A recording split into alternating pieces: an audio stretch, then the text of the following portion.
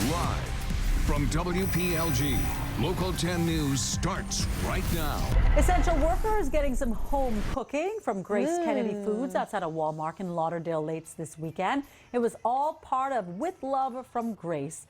Food truck tour. The 2,000 essential workers at grocery stores in New York and Florida have received hot home-cooked meals since the pandemic began. The program was started to appreciate the grocery store workers who've been on the front lines of this pandemic. They also received face masks. The Grace team made stops at Bravo, Presidente, and other local supermarkets around South Florida. On the menu, jerk chicken, rice and peas, and festival, and fish with some coconut water to wash it down. That sounds amazing right now. We were talking pizza, now I want some of that.